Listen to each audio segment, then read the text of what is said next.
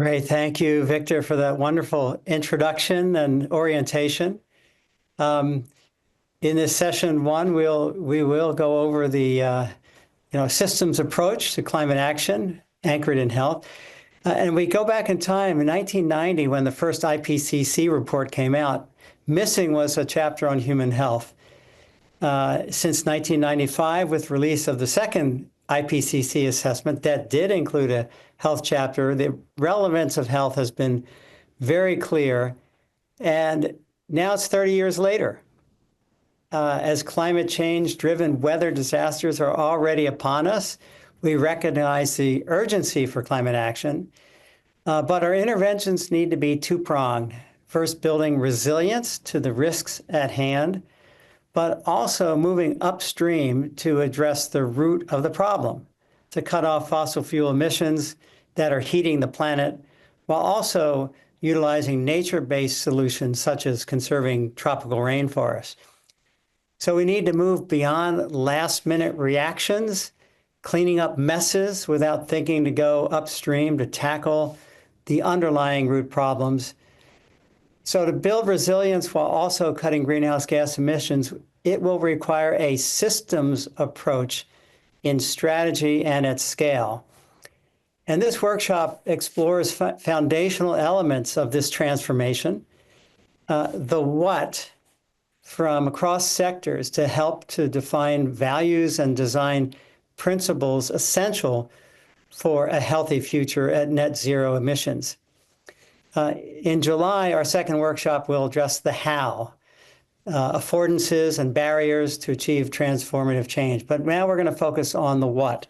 And our panelists include Dr. Campbell-Lendrum, who's head of the Climate Change and Health Unit at WHO, and he's also a Roadmap Commissioner. Sir Andy Haines, professor in the Center on Climate Change and Planetary Health at the London School of Hygiene and Tropical Medicine, where he served as former dean and director. And Kelly Levin, co-director of the Systems Change Lab and chief of science, data and systems change for the Bezos Earth Fund. So I will hand this off to you, Diarmid, to take us off as we start off from the WHO. First off, just a huge thank you to the National Academies of Medicine team for inviting me to speak and indeed for involving me in the roadmap. Since I was elected to be a member of the National Academies of Medicine a couple of years ago, I've been sort of looking for ways to contribute, and finally it's something which is absolutely in my ballpark. And I'm just absolutely delighted that this commission has been set up and that this roadmap is being established. So first off, just to say again, so I lead the Climate Change and Health Program at the World Health Organization. And for us, we really do emphasize that climate change is potentially the greatest health threat of the 21st century. And it is something that we've spent over 30 years now elevating right to the top of the global public health agenda. So the next slide, please. I would also say that just as WHO has recognized this issue and the National Academies of Medicine has elevated this issue as well, I think the world has finally woken up to the importance of climate change and environmental degradation for human well-being, and particularly for human health. So many of you may be aware of the work that the World Economic Forum, does. The owners of the Davos meeting every year, and each year they carry out a survey of the people who come to Davos to ask them what they think are the biggest global risks overall for human society overall, both in the short term and out into the medium or longer term. Short term being in the next 2 years, longer term in the next 10 years. And as you can hopefully see on the slide, whereas only a couple of environmental risks are highlighted as major risks within the next 2 years, things like misinformation, disinformation, state-based conflicts, perhaps better represented in the short term. If you ask them what they're worried about are beyond the immediate threats, then environment issues, particularly those around climate change and the damage that we're doing to the environmental planetary support systems, absolutely dominate the charts. So there is really, I would say, a very widespread view by global leaders, but also public polling around the world also supports this. That the vast majority of people in the world do recognize that this is one of the greatest challenges that we face, at least into the medium term. And here I'd like to commend the National Academy of Medicine for setting out this roadmap, because as we could be distracted by all of the short-term chaos which is going on in the world, as we address those issues, we also have to do that in such a way that it doesn't undermine and actually supports all of the actions that we need to take to address these very large challenges, because these are the ones that are really the threat. Anything beyond a year or two from now. Next slide, please. There is also a huge equity dimension here, and a huge consideration for the lives of young people and future generations. So this is one of the summary slides from the last IPCC report. And what that makes clear is that the level of climate change that we experience depends partly on what's happened up until now, depends very much on the actions that we take, to the extent to which we expose ourselves to a very high climate change scenario through to hopefully a lower scenario. But that differs both where you are in the world, and it differs by how old you are. So for people born in the last few years or for generations to come, they will experience much more of the damage that comes from climate change than those of us who are older. And those living in poorer countries will experience more of it than those of us who come from richer countries or richer parts of the population who have contributed more to the problem. So it's not just something that needs to be done to protect ourselves. It's a responsibility that we have to young people and future generations, and to all of our fellow citizens, particularly those who are most vulnerable in different dimensions. Next slide, please. Victor Zhao, in the introductory remarks, made clear the ambition of this roadmap, that we have to be able to think beyond just clearing up the mess that comes from poor decisions elsewhere in society. We think that the best encapsulation of this is the WHO's definition of health, which you can see here on the screen, and it's basically written into the DNA of WHO since its establishment in 1948. It's something we're in fact incredibly proud of, that we consider health to be a state of complete physical, mental, and social well-being, and not merely the absence of disease or infirmity.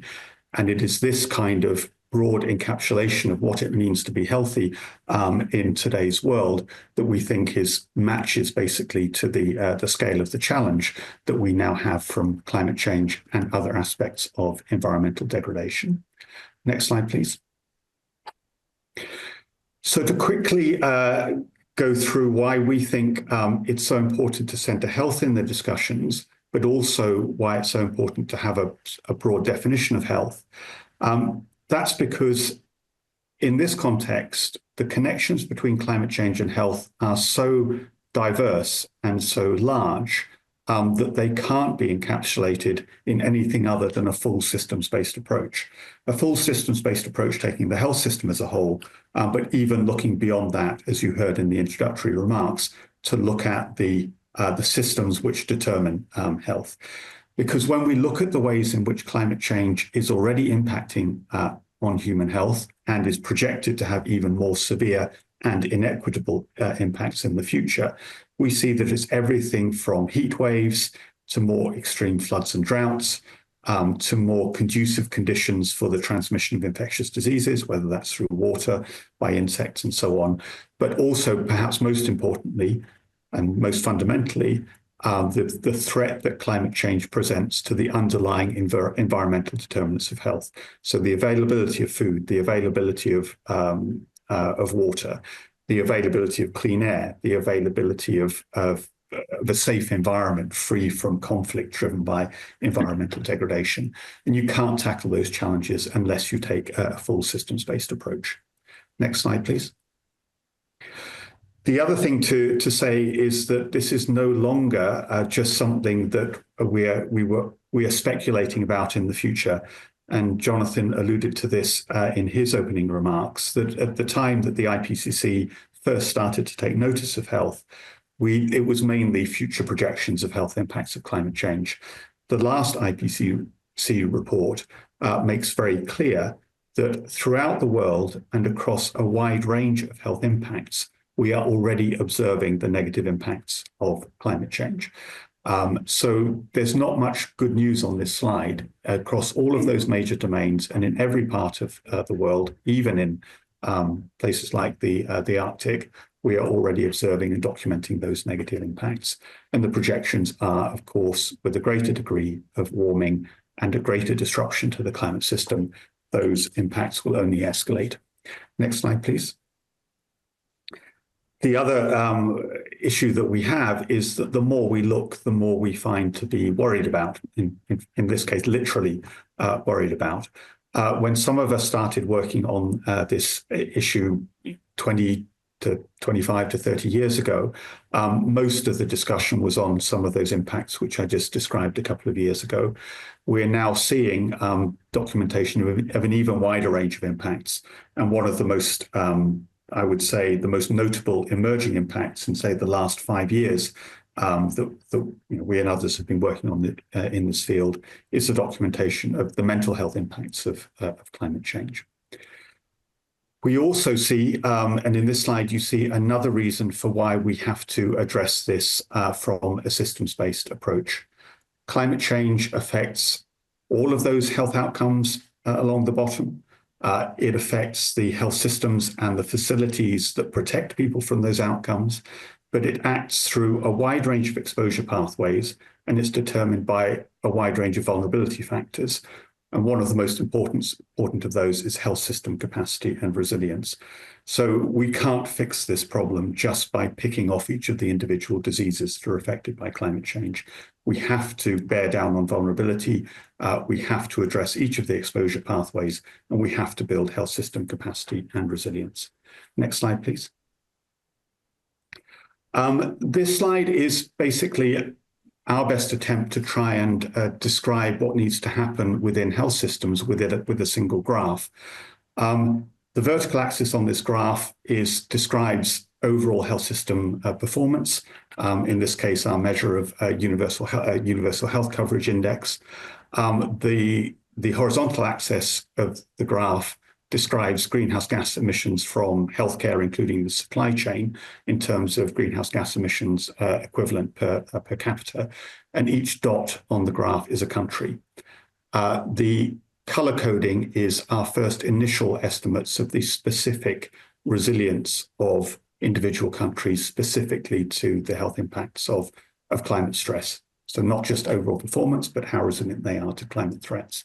And so what we're trying to do, we would say, with health systems is to try to ensure everybody has access to universal health coverage, so pushing everybody vertically up the graph, to ensure every health system is as resilient as it can be to the health impacts of climate change, so everybody in green, but also to try and ensure that health systems are not emitting more carbon than they need to in order to provide great, equitable, universal health coverage.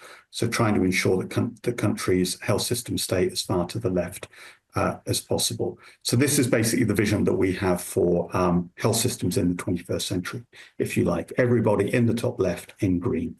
Next slide, please.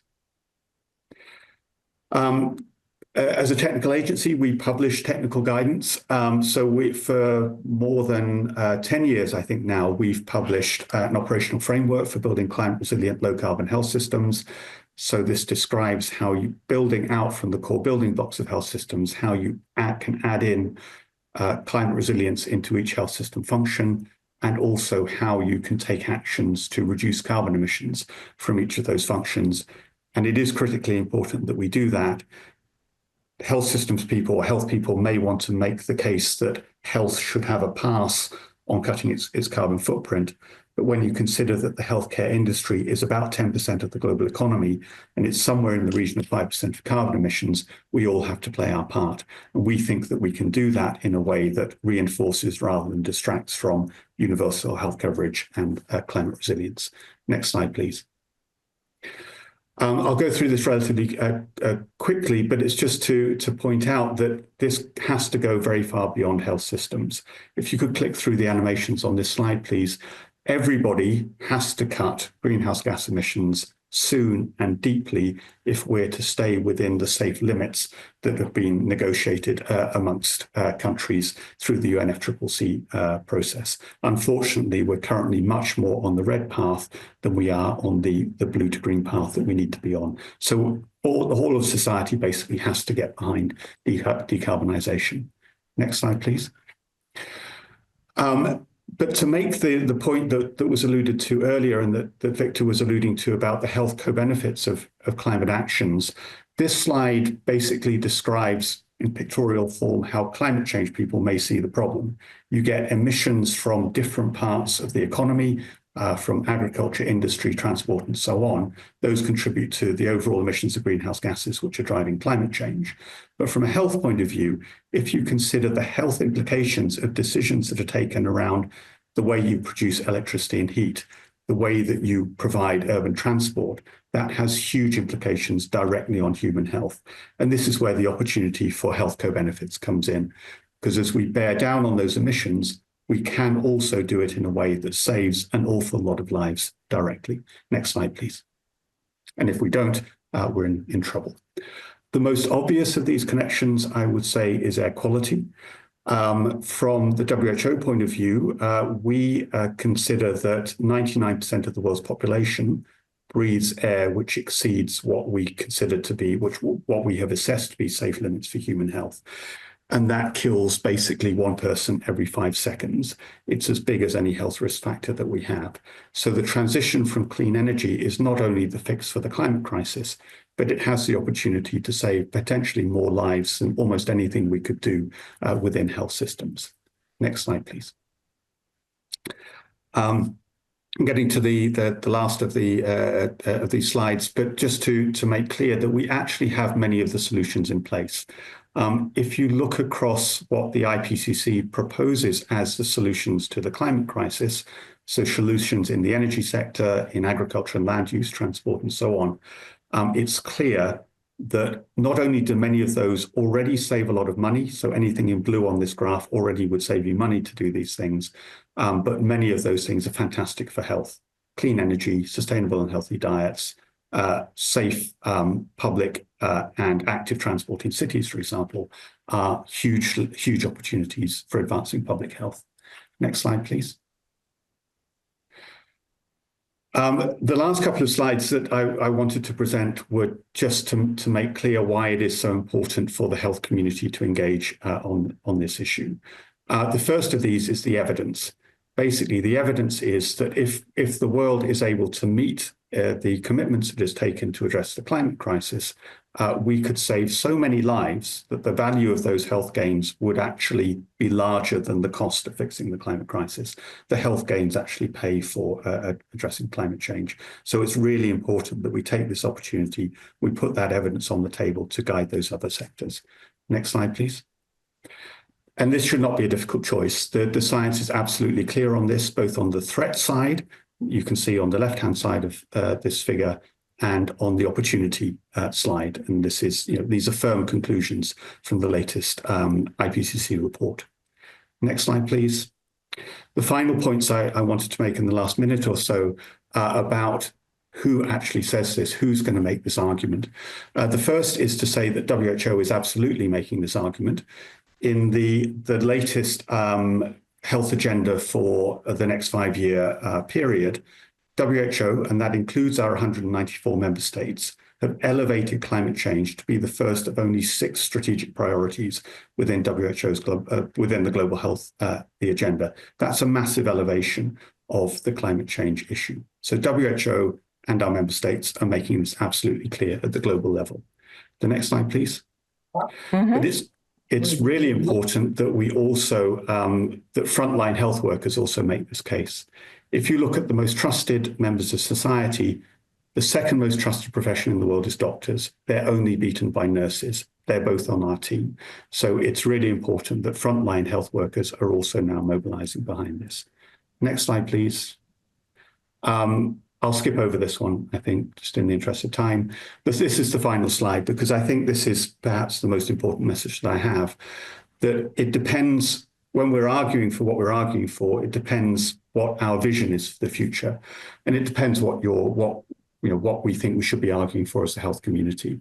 Next slide, please, or next. It depends whether you think that the pinnacle of human achievement is a big car, whether you think the pinnacle of human achievement is the superior design of a nice bike, or you think it's that image that just popped up, basically, of a society across generations doing actions which are good for their health in equilibrium with the planet. Thank you very much for your attention, and I'll hand back to Jonathan. Diarmid, thank you very much. And I know you're always biking in, and I know which picture you would pick. So thank you for setting the stage. And now let me turn it over to Andy Haines to really talk about centering progress on climate by centering it on health and the benefits that will accrue. Andy, over to you. Thank you so much, Jonathan, for the introduction. Could I have the first slide, please? I think Diarmid has very eloquently outlined the current reality. So he has persuasively argued that climate change is contributing to the acceleration of health crises worldwide, is disproportionately harming marginalized and under-resourced communities. But of course, no part of the planet is unaffected. We're all affected by climate change directly or indirectly. Climate-related health damages are obviously increasingly taking place, and they're placing increasing strain on economies. And this underscores, again, the urgent need for bold and coordinated action. But despite this, of course, when we look at the climate negotiations and many of the discussions around climate solutions, health is largely absent from that important table. So the roadmap is a commitment, really, to try to raise the profile of health in climate discussions, both the formal negotiations, but also the many activities that take place at the national and subnational level around the world. And of course, as you've already heard, the highest emitting greenhouse gas emitting sectors of our economy hold immense untapped potential to reduce emissions while delivering co-benefits. These co-benefits, of course, improving both health, but also strengthening societal resilience and fostering a more sustainable economic system. So it's a mixed picture of both pervasive threats, but also opportunities whose potential has not yet been realized. Can I have the next slide, please?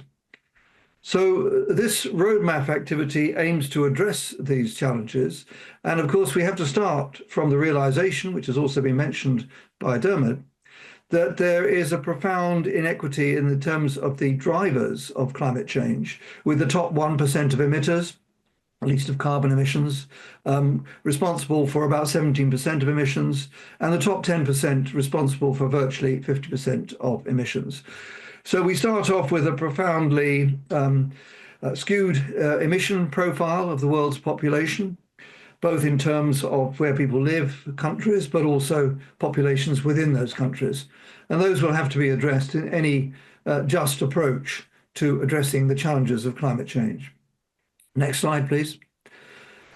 It's also been clear from what you've already heard that there are two broad policy responses to climate change. One is that we adapt to the changes that we cannot prevent, because we're already at 1.5 degrees centigrade. Last year the average was over 1.5 degrees centigrade. I think it's unlikely that that's going to go down, so we're now pretty well committed to that. But we can still stay well under 2 degrees centigrade, which is the kind of default target of the Paris Agreement, if we act with decisiveness and with ambition. Of course, we need to mobilize on a global scale much more finance, perhaps 2.4 trillion a year by 2030 for emerging markets and developing countries, excluding China in that particular sum. And that's substantially more, perhaps 4 times more than what is currently invested. So a lot more will have to be mobilized from various sources, both public and private. But as you've heard, when we mitigate climate change, if we value the health benefits and other benefits from the net zero carbon economy, then that will bring substantial economic benefits as well. So in addition to adapting to climate change, we also need to mitigate, and the two need to go hand in hand, because we can't adapt our way out of this crisis. Adaptation alone will not achieve that objective, but the combination of adaptation and mitigation can put us in the place where we want to be.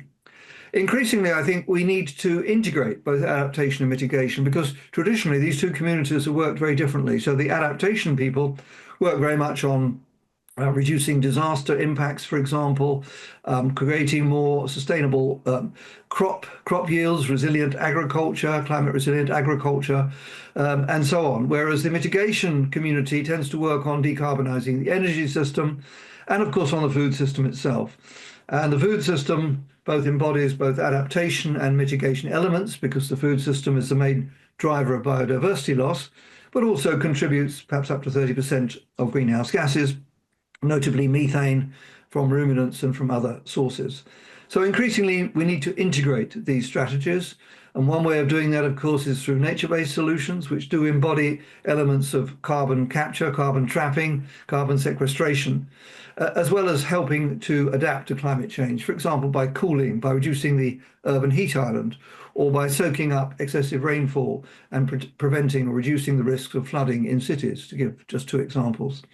So increasingly then we need to look for integrated systems-based solutions. The healthcare sector is vital, of course, but as we've already heard, over 90% of emissions come from other sectors. So we need to engage decision makers from all those sectors that are responsible for emissions and then potentially could contribute to health and to environmental sustainability. Next slide, please.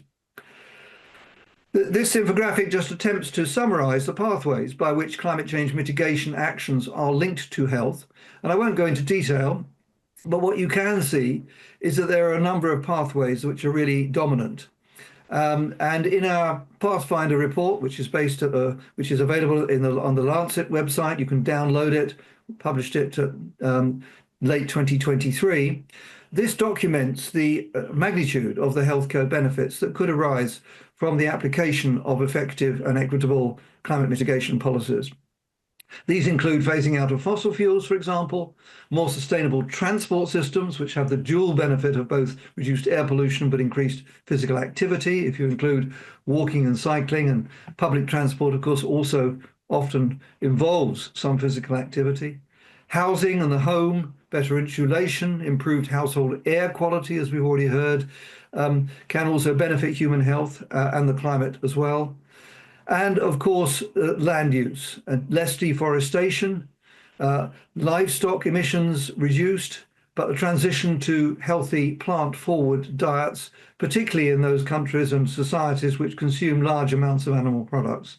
These have been shown to have major benefits for human health, but also for the environment. So those are just some examples. Next slide, please.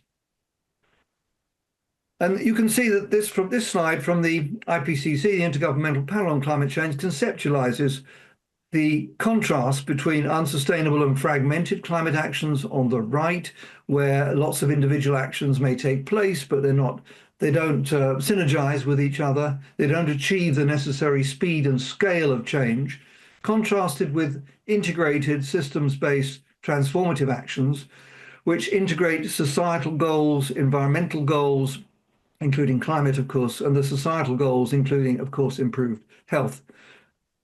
And it's this combination of systems approaches, achieving synergies between different policies, that will really take us towards a much more sustainable trajectory, beneficial to the climate and for human health. Next slide, please. So where will the roadmap focus? Well, there are 5 core areas of focus for the roadmap work, where integrated climate health solutions are needed. The first, of course, is reducing greenhouse gas emissions. That's carbon dioxide, of course, long-lived climate greenhouse gas, and methane, which is much shorter-lived, about 12 years on average, and others as well, nitrous oxide and others. So reducing these greenhouse gas emissions while advancing health for all, including by reducing air pollution. strengthening adaptation and resilience, which of course is complementary to the mitigation agenda, and it will help us to withstand the climate-driven effects, health effects that we cannot completely prevent. Leveraging policy, technology, and finance to scale solutions. So these are all important.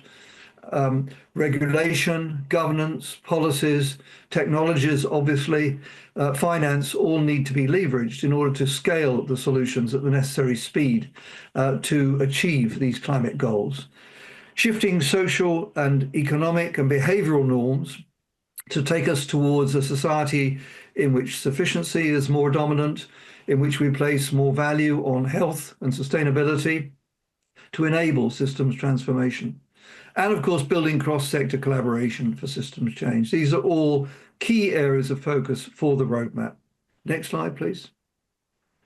So the key aims, of course, as I've mentioned, are to bridge the mitigation and adaptation agendas, to break the silos between mitigation and adaptation, between different sectors, between the healthcare sector and other sectors that have major influences on health, and also between different professions. Many professions can contribute to the climate and health agenda. Engineers, architects, designers, urban planners, a whole range of different professions and disciplines can contribute. Reorienting and developing systems and institutions that prioritize health, resilience, and well-being will be crucial. And of course, communication is a really important theme, particularly in an age of mis and disinformation. The need to communicate the rationale and the need for transformation across diverse interests is, of course, paramount.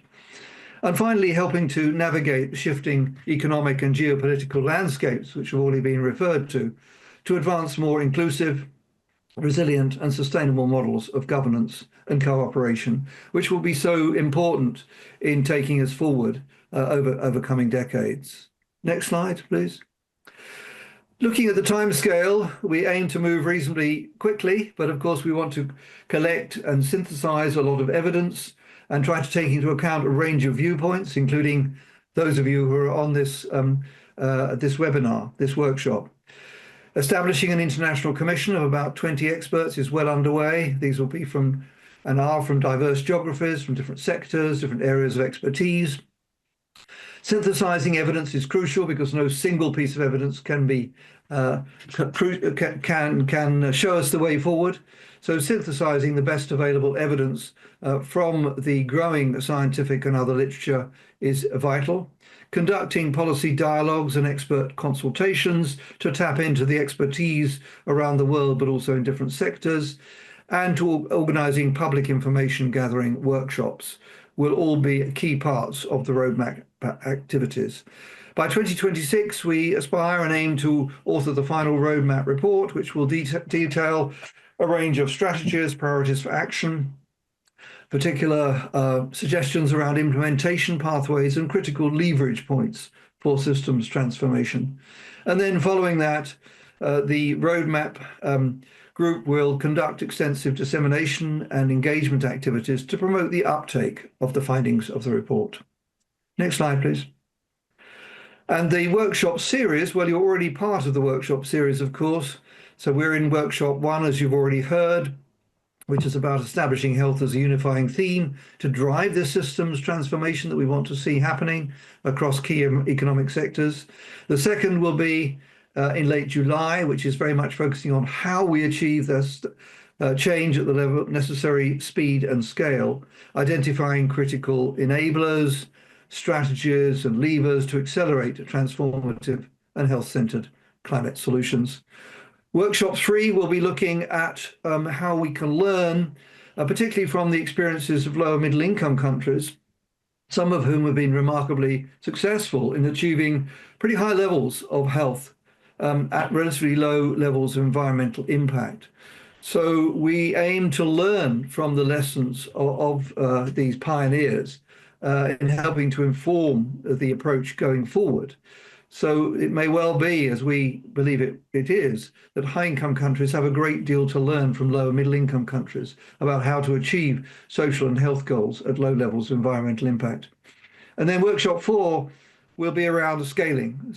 How do we scale up these health-centered climate solutions? Learning from case studies, Modeling studies are important, of course, but we also need studies of implemented action in order to inform us what actually happens when you try to implement change at speed and scale on the ground in diverse contexts.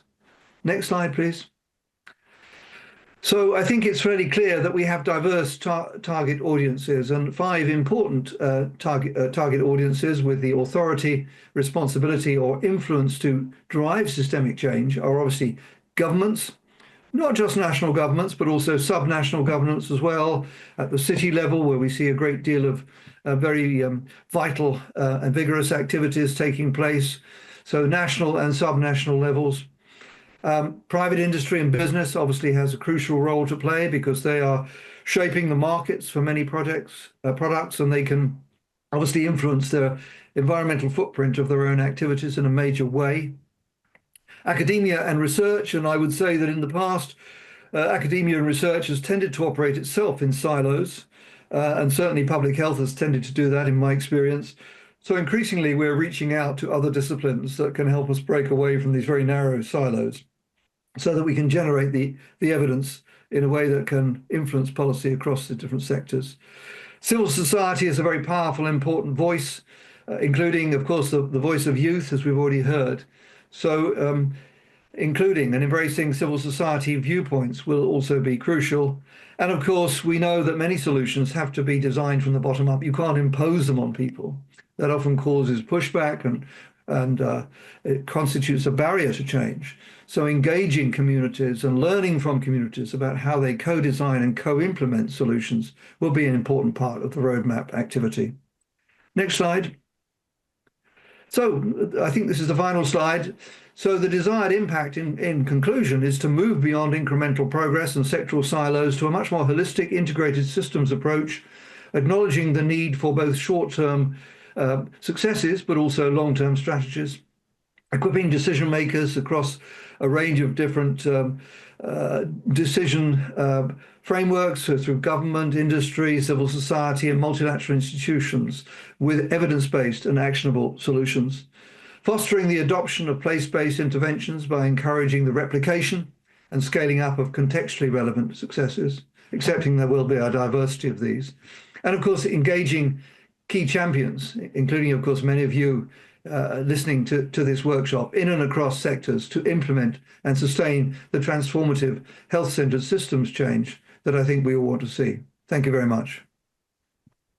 Great, Andy. Thank you very much for that great presentation and your vision and goals for embarking on a strategic systems approach to solving this issue. So why don't we turn to our expert in systems thinking. Over to you, Kelly. Terrific. Thanks so much, Jonathan, and thanks so much for inviting me to participate in today's really important workshop. If you go to the next slide, please.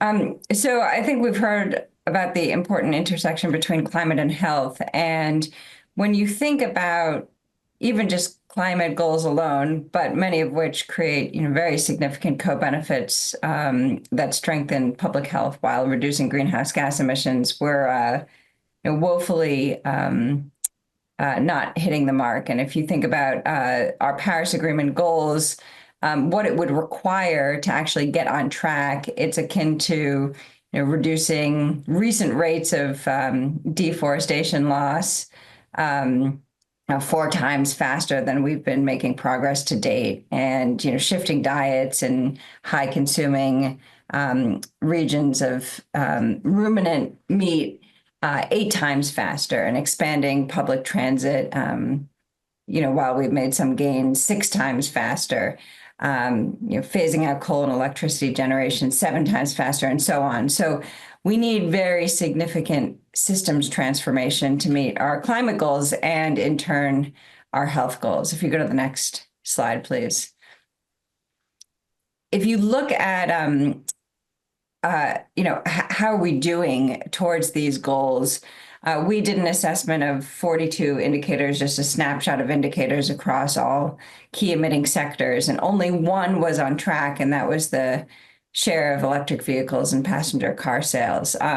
And that's, more than tripled since 2020. And some of them, would have to see kind of doubling of progress, most of them, a factor of many more times. And most troubling is that some indicators in the red kind of need a U-turn altogether. So we're definitely losing the battle. If you go to the next slide, please. The challenge is that these are not going to be just silos that we're working on, but it also creates major opportunities. These are the many different systems that are at the kind of intersection of addressing climate and health. And some of them are sector in nature, some of them are cross-sector in nature, and you could slice and dice this a number of different ways. But no matter how you look at this, systems change for addressing climate and health is going to be complex. If you go to the next slide, please. And added to the complexity of the number of systems that you're dealing with, you're also dealing with a number of different drivers of change. And many of these often come together to impact systems and ideally create systems change. Some of them are more durable than others, like behavioral norm change. But you can think about, innovations of technologies and practices, the advent of the cell phone or the computer or the car, economic or non-monetary incentives and disincentives, agents of change, which could be in an individual form, like an individual leader, or in the collective, like mass movements, governance, the way that our institutions are developed, and then this role of kind of exogenous change, these shocks to the system that create these unforeseen windows of opportunity. And they could be elections, or they could be COVID, or what have you, a discovery that creates this window of opportunity. And essentially, systems change will be a series of shifts that typically work together to disrupt the status quo, so that it explicitly leads to a new system while questioning the old one. If you go to the next slide. And systems thinking can kind of help us get away from our traditional approach to decision making. And if you think about a traditional approach, which often isolates problems into single issues and it focuses on direct causes, immediate solutions, it doesn't look at the kind of broader impacts. It looks essentially usually linear, compartmentalized, and it aims for efficiency. But in not looking at the interconnectedness, it can sometimes, fail to solve problems or create new problems or worsen others, and what have you. If you go to the next slide, please. And our reality, we know, is actually, a much, much messier system. If you go to the next slide, please. This is kind of a disaster of a systems map, and it does not necessarily need to be this complicated, but essentially, the bottom line is that we have many different elements of a system that, whether or not it's people or policies or processes or resources, that all have relationships between them. And this one, shows with complicated, arrows and loops, how they interact. And some of them will create, feedbacks, which could be reinforcement, and some of them will be kind of resistance. And systems map like this can be simple or highly complex. This one's, on the more complicated side. But their main purpose is really to see the patterns and understand how change in one area could affect change in another area, so that you could find opportunities for meaningful interventions. If you go to the next slide, please.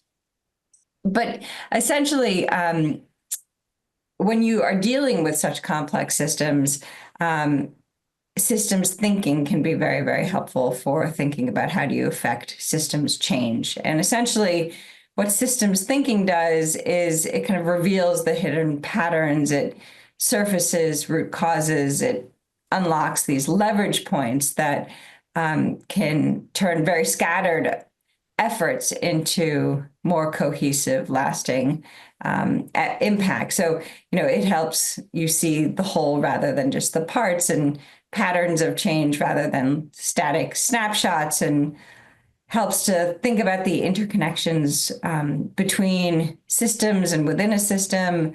It helps you probe assumptions and what have you. If you go to the next slide, please. So a number of different tools to help here, and these are just a few of them.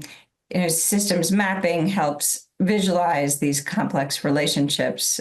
So you can look at unintended consequences or leverage points or patterns. Causal maps helps to look at these cause and effect relationships between variables. And so you can help trace pathways of influence and understand root causes. Futures inquiry looks at, possible and probable and preferred futures, and it can help you think through what might be strategies that anticipate change and uncertainty.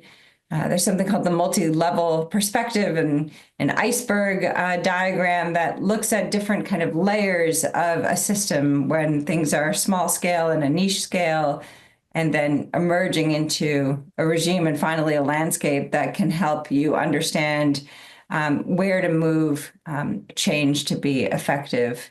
If you go to the next slide, please.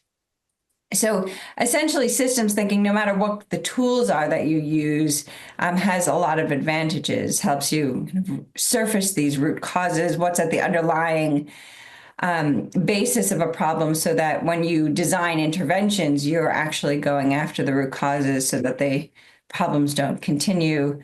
Looking at leverage points for action, how do you create even greater action with, small interventions, perhaps looking at time and how change might occur over time, and how you can think about what would accelerate or impede progress. And then also thinking about the relationships between interventions in one area and how it can create benefits or risks in another. If you go to the next slide, please. And essentially, what we're talking about is, given the scale of the problems that we're looking at, we need to move from incremental to transformative change. And incremental usually just entails some smaller adjustments, but the usual state of affairs continue. And then when you think about transformational change, you're explicitly leading to a new system while questioning the old one. And this is kind of akin to the story of the dog chasing the car. And the dog can go faster and faster, but at a certain point, it's just not going to be able to chase after it, no matter what speed it goes at. It's just not going to catch up. It needs a totally new form of transportation, like jumping on a scooter or something like that. If you go to the next slide, please. And if you think about systems change, the issue around time is incredibly important, and thinking about how small changes today, seemingly impossible to think about how you would scale it, can actually become self-sustaining and kind of irresistible and unstoppable, where, in the very beginning, it's the system is stable, it's the status quo, paradigms are really rarely challenged. And then there's increasing awareness, there's more experimentation, there's more innovation, and then things start to accelerate. They become widespread. They're also often challenged at this point. And then either you get to a period of stabilization when the system is totally transformed, or relapse. And the risk of relapse is always high if interests of the kind of status quo regime remain active. And one might need continual efforts to make sure that you don't relapse, and you need to maintain momentum. If you go to the next slide, please. And in doing so, when you think about the issue of time and how to actually scale over time, the idea of path dependency. Do you want a bit of a briefing on what, Patrick had asked? The issue of path dependency can be incredibly helpful. And if you think about the QWERTY keyboard, which is in front of all of us right now, this is an arrangement that was created back a long time ago, where there was a typewriter issue where if you had the most used keys, they would crash together. So there was an inventor who separated those used keys away from each other, but it's a totally inefficient way of typing. But people got trained on it and they liked it. And now we're stuck with this, where the Dvorak would have been, faster and more ergonomic. But if you think about a small intervention that you then have a coalition of supporters who are trained on it, and it leads us to what we have today, then the question is, how do you create path dependencies for the interventions we care about? If you go to the next slide, please. And there's a political scientist, David Page, who, inspired by this QWERTY keyboard, thought about the causal mechanisms that can be unleashed over time to think about systems change. And for us, I think the question is, how do you think about this for climate and health? How do you create, stickiness so it's hard to reverse and the benefits increase over time, so you have more and more people supporting it, and so on and so forth. If you go to the next slide, please. And really, it's just a question of thinking forward in your interventions about how are you going to be having those supporters want to continue to support it, and more people joining the coalitions who are vying for change. If you go to the next slide, please. The good news is we have seen nonlinear change before. This is just a picture of solar and wind share of electricity generation, where a number of countries, Uruguay, Denmark, Lithuania, have grown solar and wind over a span of 5 years at a rate that is even higher than what's needed to meet our Paris Agreement goals. If you go to the next slide, please. And we've seen this with EVs too, where we've seen a number of countries switching to EVs at very impressive rates, where, Norway made up 80% of passenger vehicle sales in 2022, and Iceland 41%, and so on. If you go to the next slide, please. And then coal, where, we need to go somewhere from 36% of electricity generation to less than 4% in 2030. And how do you have such a quick phase down? Well, the good news is some countries have actually have done this. And the question for us is, what enabled them to do that? And can we replicate that elsewhere? If you go to the next slide, please, which is my last slide.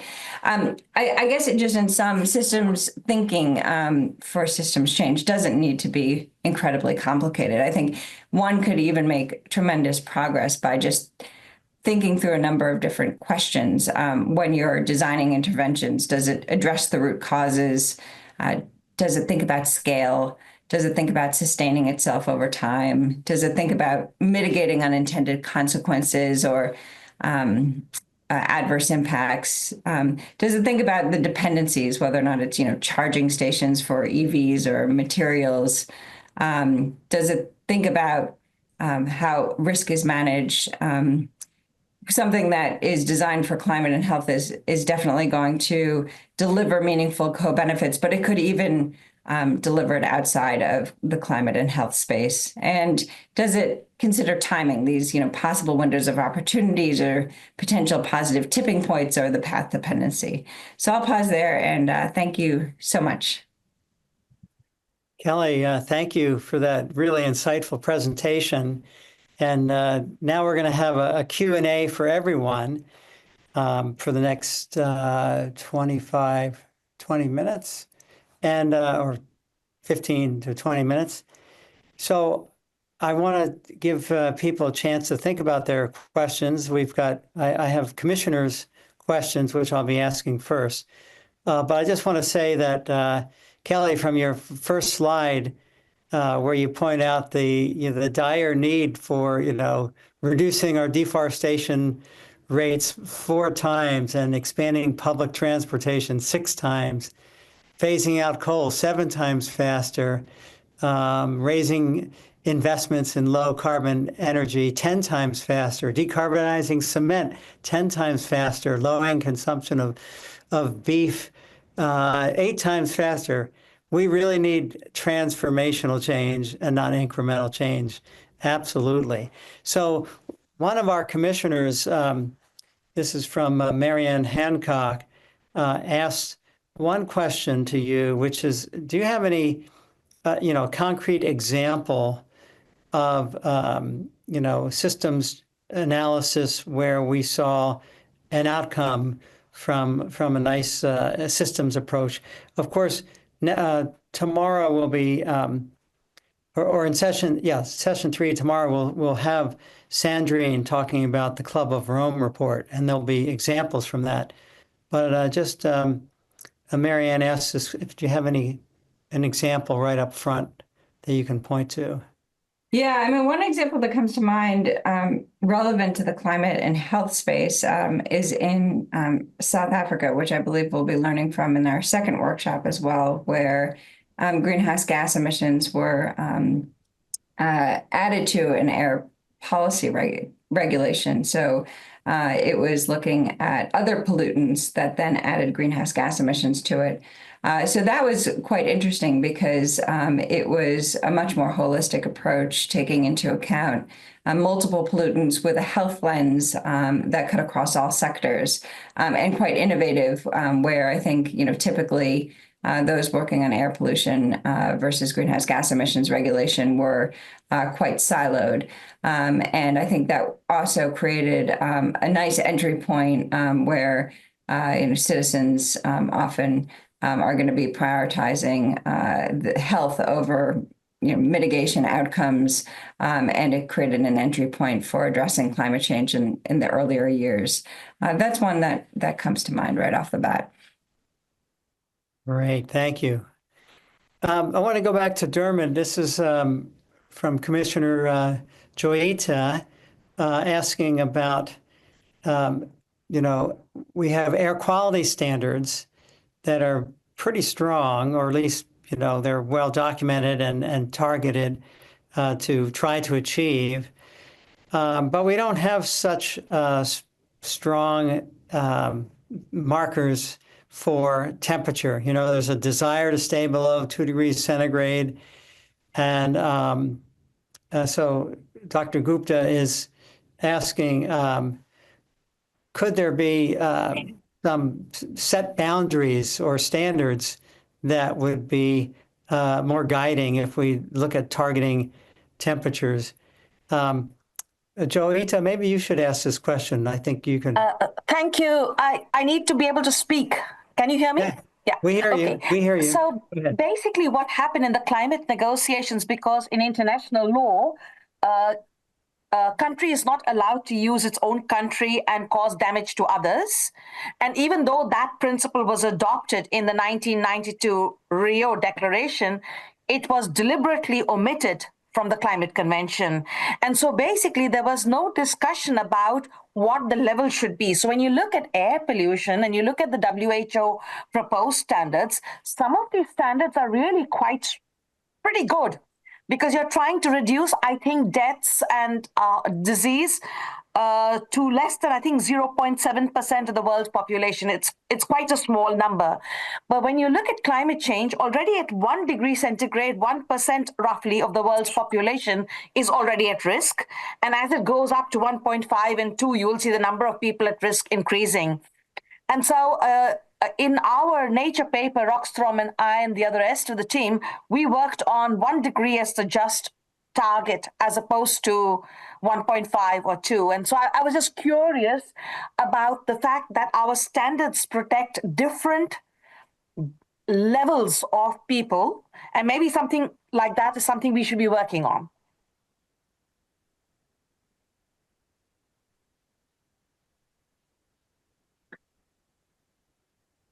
Jonathan, would you like me to have a go at responding? Or? If I may, and nice to hear from you, Joita. I think the point is well made, but I think you seem to be holding up the WHO air quality values as almost like a gold standard. Like, we've got good limits on that will save a lot of lives.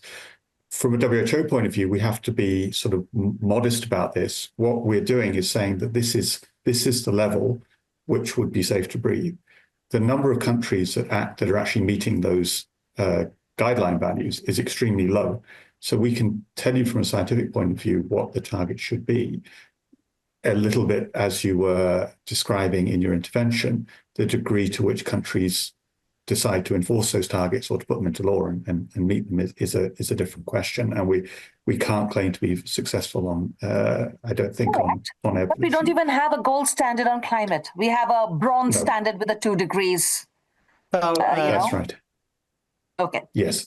Yes, I agree. And part of the issue, of course, is that the standard for climate, if you like, is a shared global standard, because that's a global goal, whereas an air quality standard is something that a country can decide to enforce directly for its own population. But I would certainly be in favor of articulating, what you have just articulated, that there is a safer standard than the one that we've globally agreed to. And that should ideally be the target, but presumably that's, if we're already breaching 1.5 degrees C, we're probably beyond staying within one. Yeah. So thank you.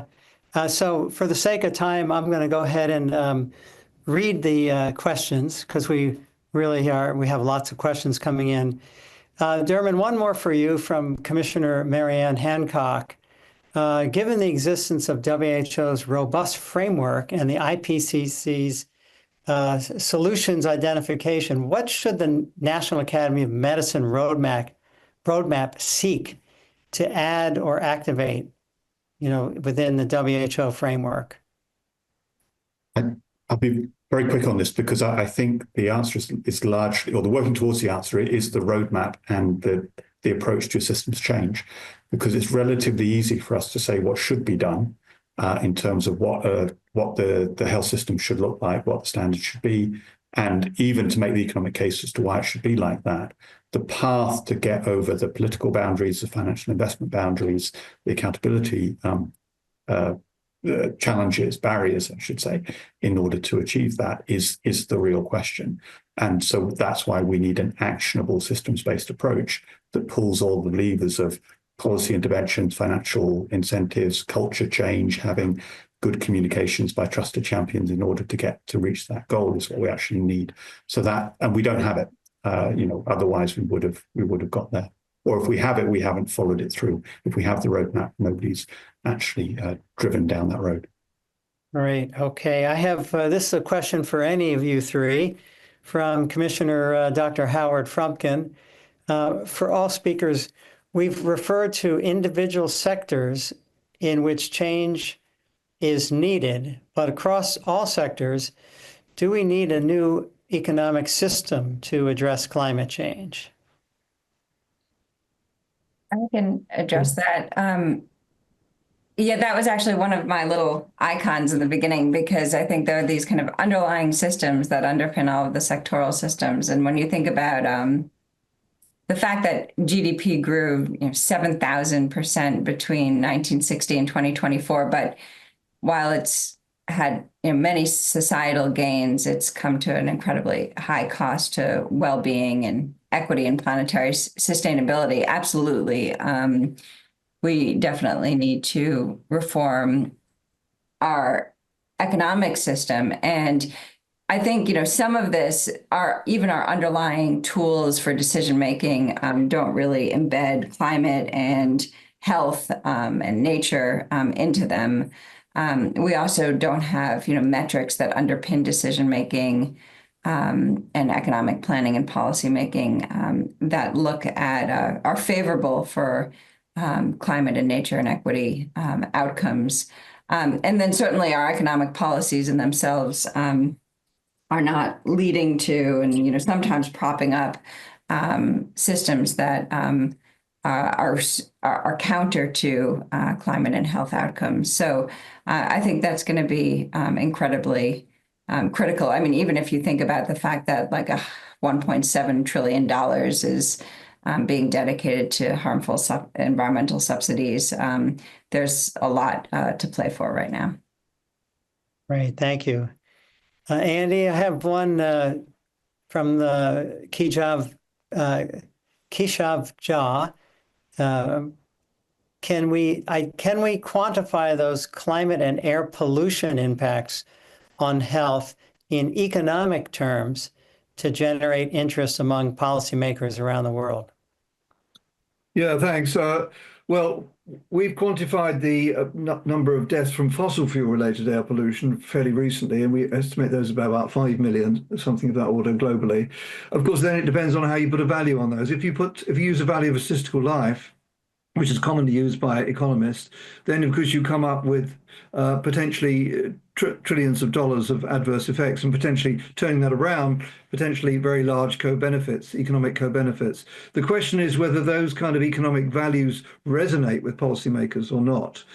Because they're not the conventional GDP, as Kelly's referred to, which, for better or for worse, and probably largely for worse, does motivate many decision makers. So I think, as Kelly says, we do need to think about the overall effects on the economy, but we need to reframe what the economy is actually for. And the economy should be for human health and well-being within planetary boundaries. It should be about, at least that would be my suggestion, that should be the primary driver for the economy, not necessarily just the maximization of GDP for its own sake, because as Kelly has pointed out, that can have adverse effects as well. So we do need much more sophisticated measures of human societal success, and human health and the health of our planet and the health of people have an important role to play in developing those metrics. Great, thank you. Another question coming in from Juan Julio Ordonez Galvez. Sorry if I'm, butchering your name there. Within this climate change process, some progress has been made, but certain clear and concrete objectives have not been achieved. How would we coordinate our health efforts? Would we start from scratch, or would we base our actions on what we have already achieved? Well, I'll have a shot at that one. It's a rather general question, but I mean, I think clearly from the presentation you've already heard, we have achieved quite a lot. We do understand quite a lot. The big barrier is we don't really understand how to implement change at the necessary speed and scale, which is what the Roadmap Commission report will be very much focusing on. There's a lot to build on, of course. We do understand a lot about universal health coverage. There have been substantial improvements in health in many parts of the world, but they've come at a cost, as Kelly's pointed out. I mean, there's also environmental cost to some of these health improvements. So it really is about creating synergies between these different agendas, I think, building on what we already know, but there are gaps in our knowledge, particularly around how, of course, we implement change at the necessary speed and scale, how we find the right levers to accelerate change, and how we overcome the barriers to change which are in the system at the moment. So, yeah, we have achieved, we know quite a lot, but there's a long way to go. Great. I have a question. Kelly, the concept of positive tipping points has emerged recently in the literature, and increasingly in the public discourse. Can you talk a little bit about this and how it relates to systems change? Yeah, sure. Most of you probably have heard about the concept of negative tipping points. So these are tipping points where you unleash change in, whether it's ice sheet melting or permafrost emissions, or the dieback of the Amazon, switching over to savanna. Tim London and colleagues have applied that to positive change. So what would it take to see and unleash kind of irresistible and unstoppable change? And when I showed that slide with that S-curve, there was kind of an inflection point where you can imagine that change is kind of self-sustaining. And that could be, for example, where, market forces just kind of take it off. And certainly nothing is inevitable. It can always, as that diagram had showed, relapse. But then the question, I think, is, where is that tipping point to the extent that it exists? And often it exists a little bit more in technological systems than, socio-behavioral ones. But you can imagine how it could be applied where you see those S-curve dynamics. And for some tipping points, that's going to be based on cost effectiveness. So where two choices become similar costs, then the new choice might take off. And for others, it's going to be much more than cost. It's also going to look at attractiveness. For example, in alternative proteins, is this tasty? Is it nutritious? As well as is it affordable? Some of it might be around accessibility. Do I have access to this option? And then you think about things where we've seen tipping points takeoff and change takeoff. And if you think about the cassette tape going to, a CD going to online streaming, it certainly wasn't around cost. It was around just having a new option that was so attractive. So, the idea of accessibility and attractiveness and affordability is a helpful framework for thinking about, where do these positive tipping points lie? And we could apply that to our work as well. Great. Okay. Thank you, Kelly. I have two commissioner questions for different people. So for Andy, this comes from Commissioner Lewis Kenjay. Can you talk a little bit about the care economy as an example model that bridges issues, and just hold on that. So that's for you. And then Commissioner Vanessa Carey has a question. Really, I would target this for Diarmid. It's about attributable deaths from climate. So are we concerned that we do not have a solid update from estimates of increased deaths from climate change? The numbers going back, and Diarmid, we know your report from ages ago with Tony McMichael, the WHO estimates of 250,000 deaths, and that was just from a few dose response analyses. Defining attribution of deaths, morbidity from climate is also important to bridge to the climate community and help provide direction of how to fund solutions and what is eligible for as climate-induced disease. The challenge is that climate is an accelerant of existing problems. So this is a great tough question about attribution, and we still are using that outdated number. So let's start. Well, I'll let you think about that because that's a tough question. Let's go to Andy to talk about the well-being economy, and then back to you, Diarmid, to answer Vanessa Carey. Thanks, Lewis. I'm not sure whether you're referring there to the well-being economy, the care economy. I don't see the care economy as much as it's defined as being a kind of single sector or single issue. There's obviously the healthcare system, which in many countries is publicly funded and publicly delivered. And in general terms, that seems to offer better health outcomes for the cost than fragmented and very privatized systems. So there is a model there which can be tax-based or can be insurance-based. I think it's fair to say that some countries are struggling with that, even fairly high-income countries, and that's probably partly because of the aging population, partly because of the COVID backlog, which of course damaged many healthcare systems, or there's a big backlog of care which hasn't yet been caught up on. And also there were big effects on mental and physical health of the population. But also because we have societies which, in a sense, create ill health. Not necessarily purposefully, but then the regulatory framework is such that many people consume unhealthy diets, we breathe unhealthy air, we undertake unhealthy lifestyle choices, and sometimes we're subsidized to do that, as we've already heard. So economies are not set up to create equity and fair and just health. They are set up, obviously, for particular interests. And then the healthcare system is trying to address some of those challenges by providing universally accessible health care. So unless you integrate prevention, health promotion, and ultimately environmental sustainability into your societal policies, it will always be difficult to deliver healthcare effectively and efficiently, over time, because there's such a big burden of potentially preventable ill health. The other challenge we have is how we integrate social care with healthcare. That's a big debate. I won't get into that. But just finally, attribution, I'll hand over to Diarmid in just a second. But just to say that the Wellcome Trust has funded quite a number of projects very recently on developing attribution of the health effects to human-induced climate change. So I think it's fair to say that of all the thousands of papers that have been written about climate change and health, probably less than 30 of them have actually formally attributed the health effects to human-induced climate change. But the methodology has rapidly improved, so it's now increasingly possible to do that.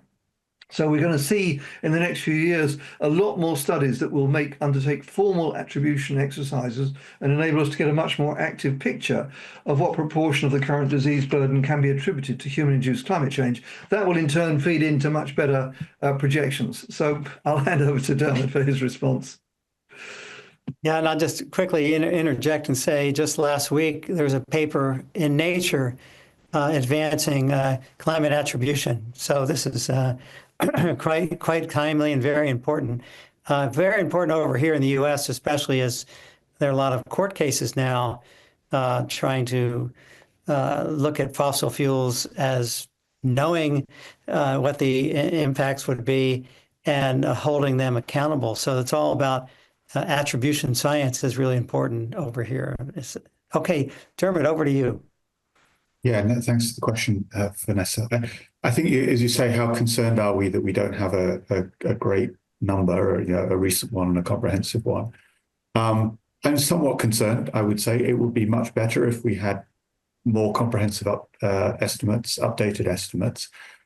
I have to say that, although I was quite heavily involved with the first two WHO estimates, the ones in 2000 and then for 2000 and the ones for 2014, I think, there are, given the limited resources that we have, at least at WHO, I think we're quite interested in having that redone if it can be redone well with a much better approach than we've been able to apply in the past, a more sort of risk-based approach, a more comprehensive approach. But I think, just as that discussion's touched on, attribution and so on, I think we want to think quite carefully about what those numbers would be useful for. It's like the attribution numbers are very useful in court cases because they say this particular impact was caused by climate change, and therefore you can hold somebody accountable. And so I think it's helpful to think how you would follow through from a scientific study to something that is a lever on policy. And you can see how attribution is used. I'll just do my own bit of advertising that we are looking, also funded by the Wellcome Trust, on what it means to have a healthy transition away from fossil fuels at a global level, because countries have agreed to that. They've agreed to transition away from fossil fuels. So what is the scenarios that keep people healthy as you make that transition? Are they equitable? How many lives would you save? What's the value of those, and how do you achieve those? Is something that we think is, if you like, more directly actionable than the estimates of how much damage climate change is already causing, because that doesn't directly relate to, okay, what are you going to do about it? It's just a more reinforcement of how worried we should be about climate change. And for the most part, people are already worried. It's more that they need to know what is supposed to be done about it, how they're going to get to do those things, and what are the benefits that will accrue. So we're mainly, I would say, spending our effort on tackling from the other side. What are the benefits from doing the right things to address the issue? Right, Diarmid, thank you very much. Andy, I have a question for you. We're talking about trying to have really get to a low carbon economy, and the large emitting countries, the wealthy countries, really need to start first. But how practical is this in developing countries, in poor countries that are trying to move their economy quickly, and how practical is it across both rich and poor countries, especially looking at the poor countries? Well, thanks very much. That's a really, really important question. Of course, in a way, it's probably not for us in high-income countries to attempt in any way to say what low-income countries should do. But I think you could make a coherent argument that developing along a low-carbon trajectory is in self-interest, because the cost of renewables has come down, of course, dramatically. So solar photovoltaics, for example, are increasingly affordable. And of course, in doing so, in developing along that low-carbon trajectory, you minimize or reduce many of the adverse effects on health and well-being more generally of a very resource-intensive economy that many of the high-income countries have developed. So there could be the potential to kind of leapfrog, if you like, the kind of damaging policies or the damaging approaches that we've had in many high-income countries, which have had global effects, of course, on the global environment, but also have had adverse health effects. So that, I think, is an issue we'll be looking at quite carefully, and we'll be obviously wanting to hear from low and middle income countries and their experiences. And some of them have achieved rather impressive health outcomes at relatively low environmental impacts. One thinks of countries like Uruguay, which have already been mentioned. Costa Rica was quite a good example as well. So there are a number of countries that have developed really quite impressive health outcomes at relatively low environmental impacts. And I think we can learn a lot from their experience. Great, thank you. And we'll take this out with one elemental question that is really important as we think about systems change. This is from the public. Kelly, what's your definition of systems as we about to go into break for 15 minutes? Yeah, it's a great question, and I'm not going to give a satisfactory answer because you can define systems on many, many different levels. You can think about systems that are nested within systems and how they operate. And I think for us, the challenge is going, you can think about, your home as a system and your city as a system and your country as a system and the global system. And you can think about, the transportation system, but then you can think about the things that interact, the energy system, and you can look at it in a cross-cutting way. I think for us, it's going to be really key to identify those greatest intersections between climate and health agendas and kind of define our systems boundary accordingly, with input from all of you, which is going to be the task ahead.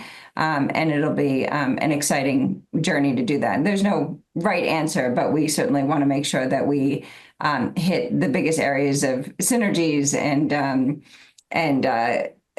conflicts to be able to put forward the best recommendations possible. Great. Kelly, thank you so much. And Andy, thank you. Diarmid, thank you as well.